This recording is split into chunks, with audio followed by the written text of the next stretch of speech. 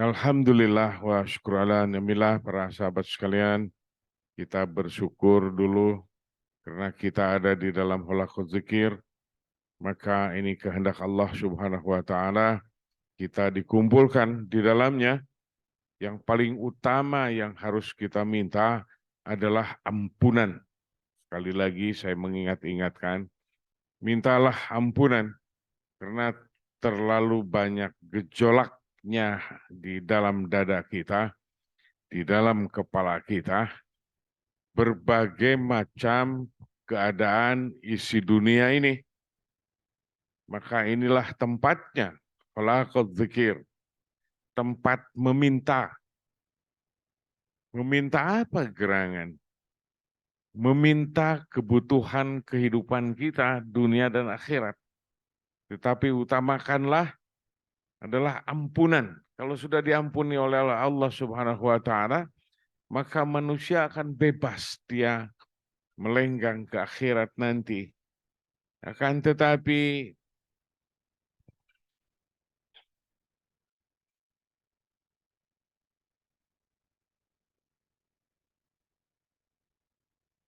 ya Allah,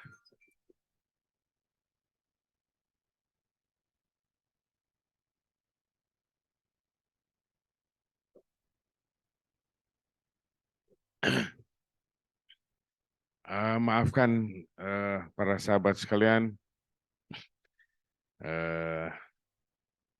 saya suka terputus kalau mendengar, suka hilang. Tapi alhamdulillah menjadikan pelajaran bagi kita. Kalau masuk ke dalam halaqah zikir, segera itu di silent, begitu. Karena setiap pendengar sesuatu yang di luar kita sedang berbicara, saya suka terputus. Itulah sebuah kelemahan. Mungkin kalau orang lain tidak begitu, tapi kalau saya lemah, kelemahan itulah yang menjadikan terputus berbagai macam apa-apa yang akan dibicarakan. Itu kelemahan saya. Baik,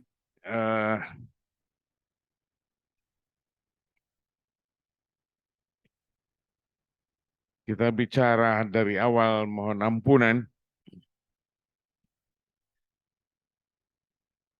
Halaqah zikir adalah tempatnya meminta, tempat peribadatan, tempat memanjatkan berbagai macam doa-doa.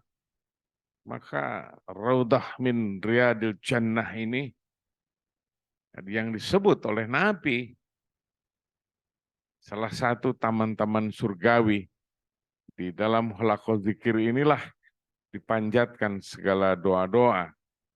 Kalau doa-doa kita berupa keinginan, kemahlukan, kedirian kita, itu sesuatu yang biasa karena yang ada di dalam permukaan hati kita itu adalah salah satunya an-nafs. An-nafs itu keinginan, sekalipun itu bertahap-tahapan. Saya menerangkannya keadaan-keadaan itu karena tadi di dalam kitabnya Imam Al-Ghazali, Ihya Ulumuddin, betapa dijabarkannya berbagai macam seluk-beluk keadaan manusia tentang ilmu dan akal yang harus kita cermati sesungguhnya. Ada apa gerangan?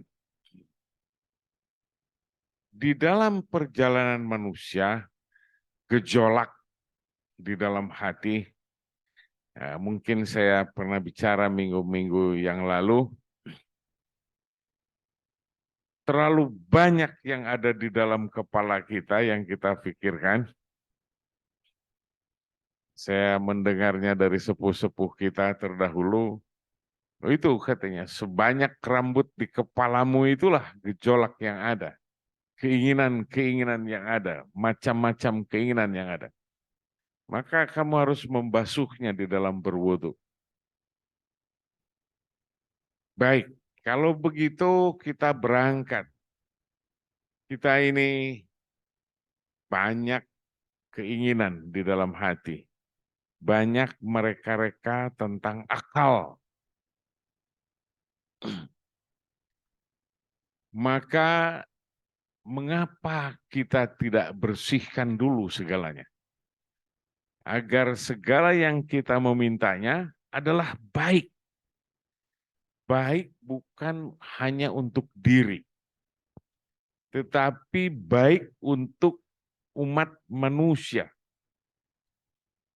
Baik kepada Allah Subhanahu wa Ta'ala. Itu adalah pegangan kita.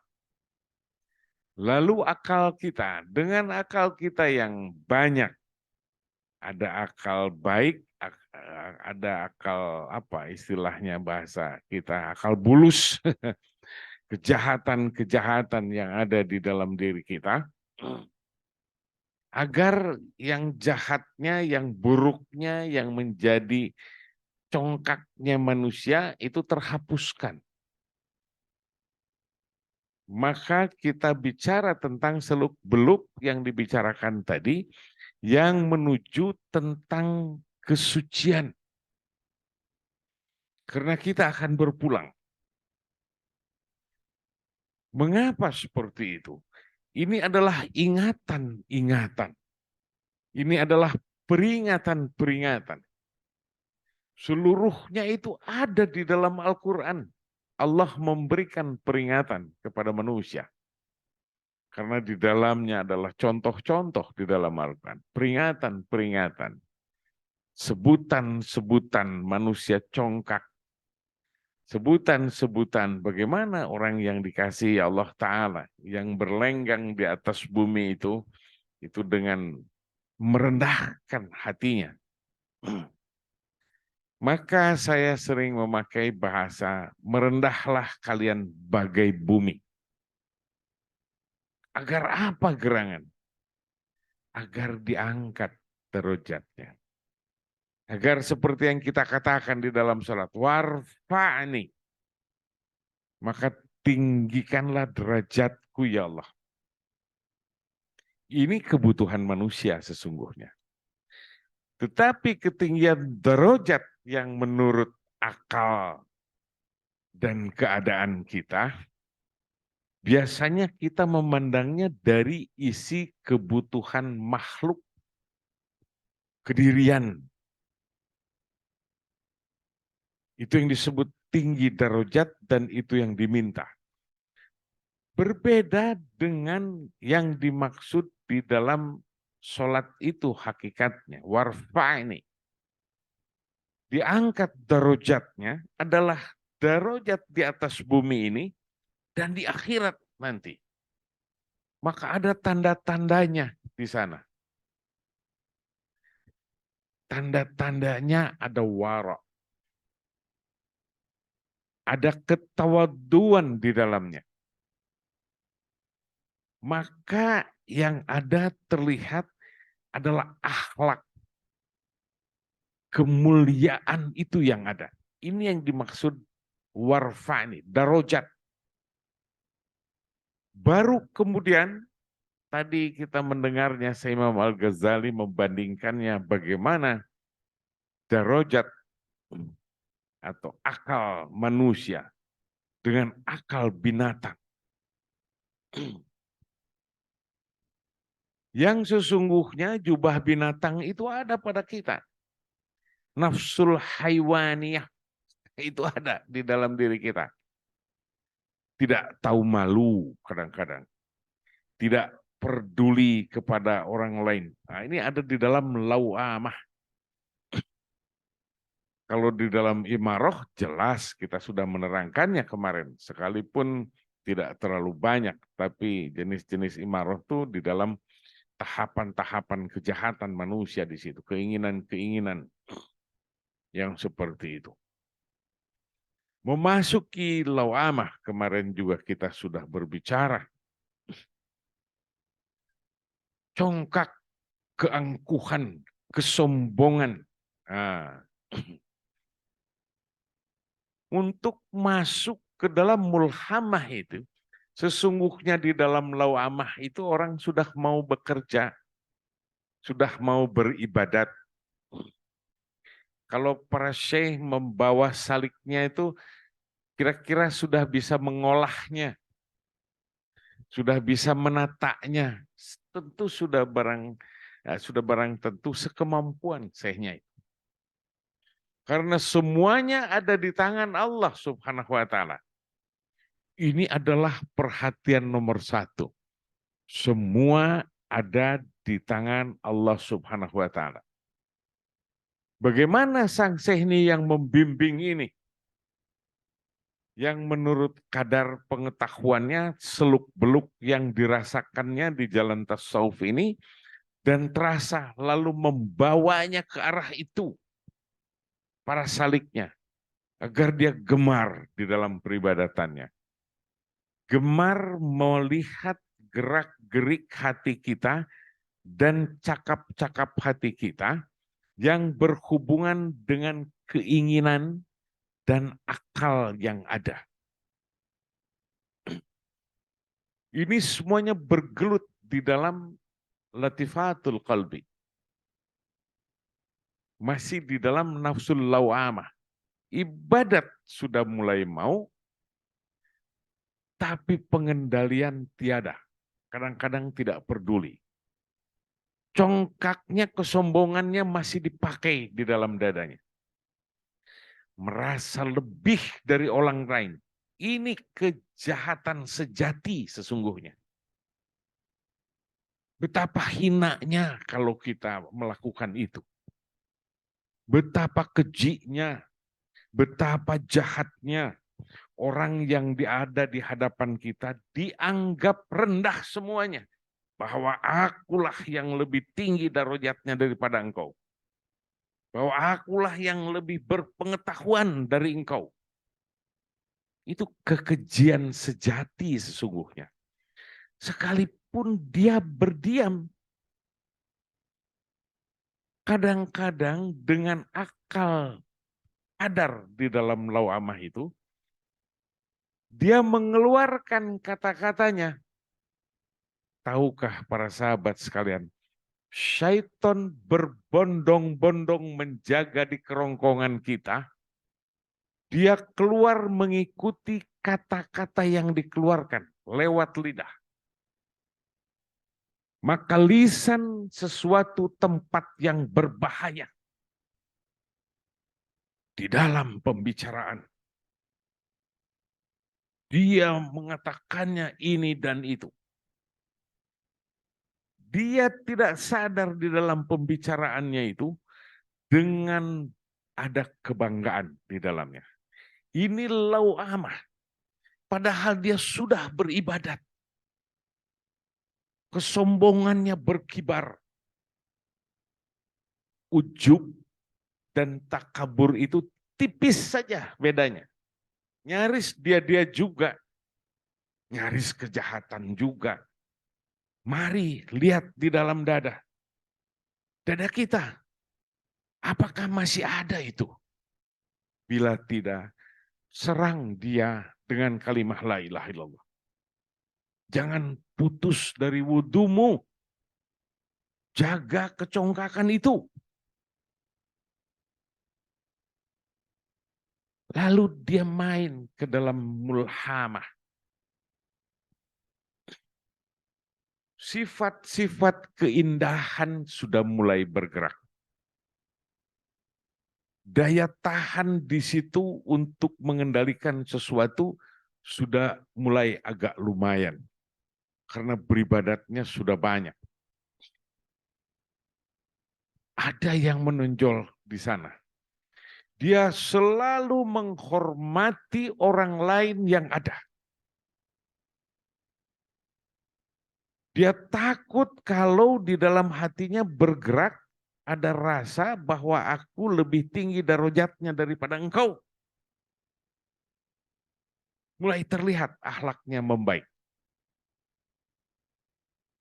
Tutur katanya. Berbeda sudah bobot ilmu pengetahuannya saat dia bergelut di dalam lawamah. Di dalam mulhamah ini ada berangkat ke arah kesabaran. Walaupun daya sabarnya belum settle. tapi keberserahannya menerima apa adanya dari Allah Subhanahu wa taala mulai terlihat. Kepatuhannya, peribadatannya, rasa hormat terhadap para ulamanya sangat menonjol. Disitulah dia bergerak. Disitulah keindahan akhlak mulai mengejawantah. Sekalipun goncangan-goncangannya ada, dan daya mujahadahnya, bergelutnya di dalam dada, masih terus. Wah, aku takut sombong. Aku takut congkak. Maka akan kujaga terus. Bahasa itu dan terus dilakukan dan dikerjakan ada di dalam keadaan mujahadahnya. Tetapi belum terjadi dia memakai jubah sejati. Bahwa saat berbicaranya sama sekali polos, tiada kecongkakan. Apa yang ada? Kalau dirasakannya, kalau dia berbicara, aku punya uang tadi, tidak berbangga, biasa saja.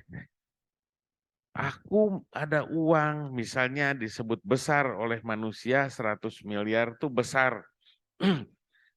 Dia datar di dalam hatinya, tidak menyebut besar. Dan dia selalu ingin menolong orang-orang, bahkan mencarinya orang-orang yang kira-kira membutuhkannya. Dan dia cepat tersentuh hatinya. Ingin berbagi kepada umat manusia. Apabila terlihat orang itu yang tertindas, yang penakut, dia ingin berbagi, dia ingin membantu, dia ingin mengisi keberaniannya dengan tata caranya, dengan ilmu yang dihibahkannya kepada Allah Subhanahu wa taala.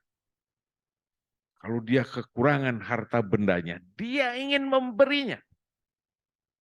Bahkan kalau lewat terfikir sangat lama di dalam hatinya, mengapa aku tidak berhenti? Mengapa aku tidak turun tadi? Mengapa tidak kuucapkan kasih sayang? Mengapa tidak kuhibahkan, kulontarkan keindahan-keindahan agar dia menjadi bahagia? Karena tadi aku yang menghiburnya. Dan ini semuanya karena Allah Subhanahu wa taala. Pandangannya terhadap isi dunia ini menjadi datar. Dan apa-apa yang segala macam berupa iming-iming, entah itu pahala, entah itu fadilah-fadilah, entah itu berbagai macam yang bisa menyenangkan dirinya, dia terhapus rata dari dalam hatinya karena ingatannya kepada Allah Subhanahu wa taala. Bagaimana dengan akal? Ini sudah termasuk akal. Akalnya membawanya seperti itu. Karena ada bandingan-bandingan di dalam kepalanya. Oh begini, oh begitu. Kalau aku begini, mengapa aku terjerumus ke hal-hal yang seperti ini? Untuk apa aku melibatkan diri dengan hal-hal yang seperti itu? Itu ada semuanya. Akalnya didandani oleh Allah Subhanahu wa taala. Ilmunya juga bertambah. Karena Allah menghibahkan ilmu-ilmu pengetahuan karena mujahadah yang berangkat tadi. Hilanglah kesombongan, naik tingkatnya, naik ilmunya, naik akalnya. Naik adabnya, akhlaknya sangat indah. Saya teringat kembali. Ada seorang salik yang hidup dalam keadaan susah. Ada kebaikan zahiran, ada kebaikan batinan. ada keburukan zahiran juga, tetapi di dalam batinannya juga ada keburukannya, padahal di dalam peribadatannya. Baik. Seorang salik berkata, aku belum pernah merasakan seperti orang-orang kaya itu. Aku sepanjang kehidupanku, keadaanku seperti ini saja. Terbayang olehnya, aku pengen punya emas banyak katanya gitu. Saya bertanya, maukah engkau patuh kepadaku? Insya Allah aku akan patuh. Tidak diajak zikir di dalam halakoh zikir gini, masuk di dalam halakoh begini. Tidak. Tetapi dia ditugaskan untuk menimba. Menimba air. Bahkan menimba air ini saat saya masih remaja, usia 11-12 tahun, di dalam halakoh zikir itu, karena mendengar itu, saya ikuti itu, saya tiru menimba itu. Aku tidak akan jengkel kalau bak ini sudah kosong, karena orang yang memakainya sembarangan. Dicabut selangnya begitu, apa bukan selang, tutup pipanya itu, lalu ada orang mandi, padahal itu hanya untuk berwudu. Ada lagi yang mencuci sendalnya karena jarak jauh waktu itu, masuk ke dalam surau itu, tetapi sendalnya penuh dengan lumpur, dikocorkannya. Padahal yang nimbaknya anak kecil, saya masih kecil.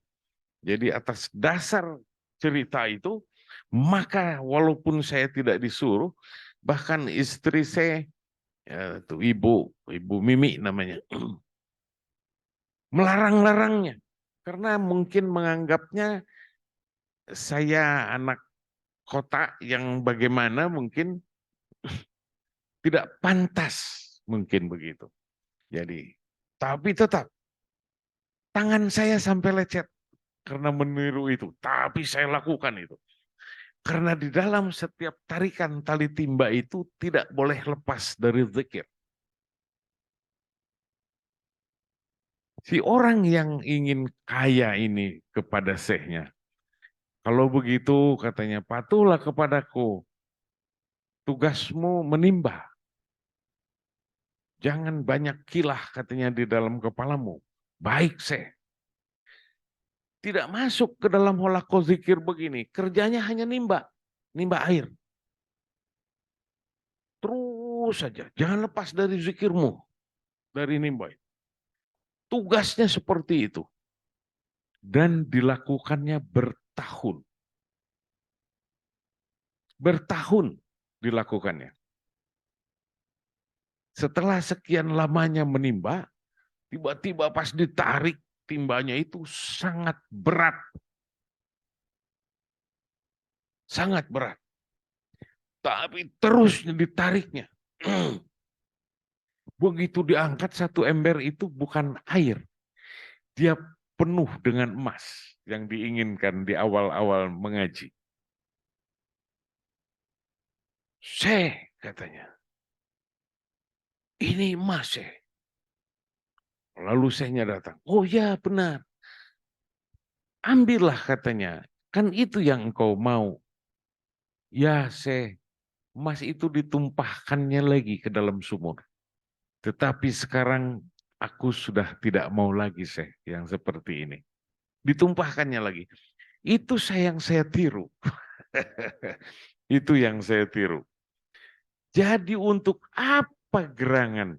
Gerakan-gerakan di dalam hati, tadi disebut, ini kalau di dalam Lataif, yang kesini agak menjadi, bukan agak, sudah menjadi 7 latifah. Latifatun nafsun natiqah yang diangan-angankan, dan kolab kulu jasad untuk seluruh tubuh. Itu disebut dairatul imkan, disebut daerah kemungkinan.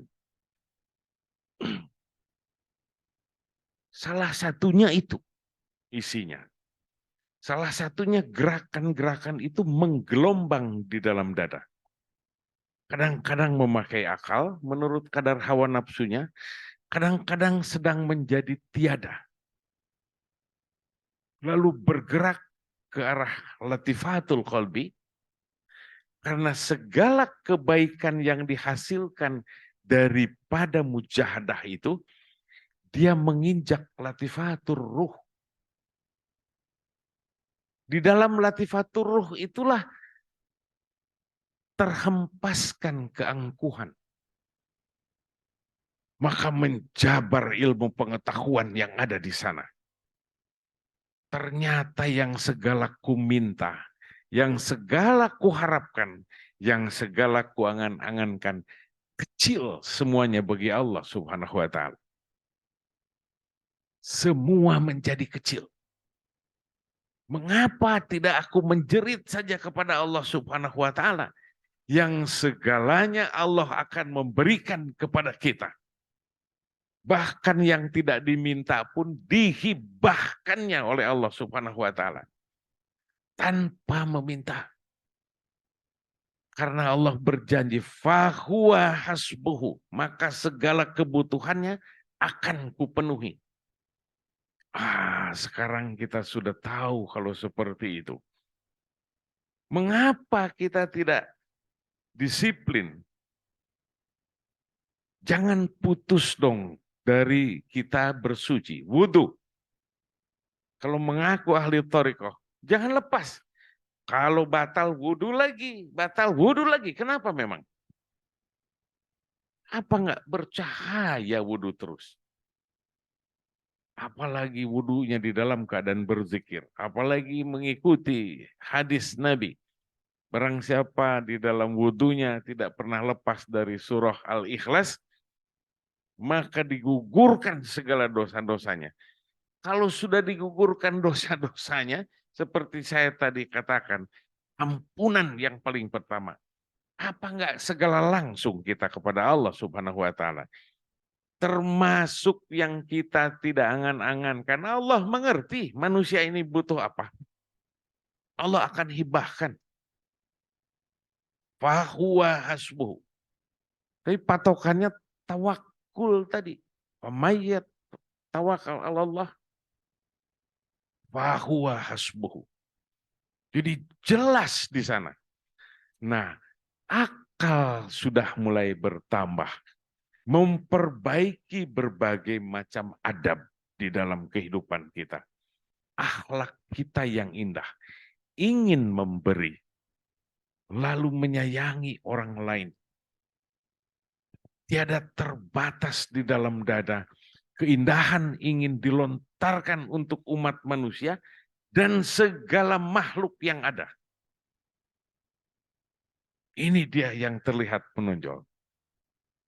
Kemudian waktu kemarin aku masih mujahadah, tetapi ini di makom yang akan datang, yang lanjut kalau Allah memberikannya. Hatinya melihat isi dunia itu datar. Datar, asli datar. Diobrolkan tentang iming-iming yang manusia menggeliat seperti apa harapannya, di dadanya tidak seperti itu. Perhatikan, apakah Nabi miskin? Nabi memberikan contoh keberserahan kepada Allah Subhanahu wa Ta'ala. Kalau ada makanan, itu yang dimakan. Kalau tidak ada makanan, kata Nabi, kalau begitu aku berpuasa. Sedang lapar, tiada makan, diganjalnya perut itu. Mengapa kita tidak ikuti? Apakah Nabi berlebih? Sesungguhnya sangat berlebih. Saat berperang, menundukkan sebuah negeri, apa enggak semua harta itu milik Nabi, itu harta rampasan itu? Apakah Nabi mengambil semuanya? Tidak, Nabi membagikannya. Hei Panglima, engkau ke sini. Ini engkau segini, engkau segini, engkau segini. Semua untuk sarana peribadatan diberikan. Orang miskin menjadi bahagia. Karena ada apa? Karena ada Nabi. Bukankah itu yang diajarkan oleh Nabi hidup di alam semesta ini? Bukankah Al-Quran isinya itu semua? Untuk kebahagiaan di dunia dan di akhirat. Dan semua ada di dalam ketenangan. Ala bidzikrillahi tatma'inul qulub. Hati menjadi tenang. Hati menjadi datar. Akal kita bertambah. Ilmu kita bertambah karena mengamalkan ilmu kesucian ini. Warasahullahu ilma malam ya'lam. Indah segalanya. Inilah sahabat sekalian yang diolah tadi di dalam kitab Imam Al-Ghazali tadi. Saya menerangkannya dari sudut yang lain agar kita tiada dalam keluh kesah selama hidup di alam semesta ini. Yang pertama adalah keberserahan kepada Allah Ta'ala. Lalu kepatuhan. Mana kepatuhan kita? Kepada Allah Subhanahu wa Ta'ala. Mana rasa diri kita? Bukankah kita sesuatu yang hina? Berbanding tadi di bawah kita berbicara. Mana yang lebih mulia? Kalau kita melihat dari sudut yang lain. Binatang berkaki 4 itu atau kita? Kita menumpuk-numpuk harta benda, dia tidak bisa. Apa yang ada dia makan. Besok nanti tidak tahu apa yang dia makan. Kalau tengah malam tuh binatang lapar, nggak tahu mau cari kemana. Kita ada. Kita menumpuk-numpuknya. Ada bahasa menabung. Apa gerangan itu? Itu. Tapi ini juga pelajaran. Akal. Ini adalah akal yang benar-benar harus kita pakai. Ini adalah ilmu yang kita harus jalankan. Para sahabat sekalian, semoga kita bisa dan pandai berserah kepada Allah Subhanahu wa Ta'ala. Dan apa-apa yang ada di dalam hati kita tidak salah kalau kita meminta, kalau kita menginginkannya, tetapi dengan jalan yang saya katakan tadi. Berserah kepada Allah Ta'ala dan beribadah. Semoga Allah memberikannya kepada kita. Amin. Ya Allah, ya Rabbal Alamin.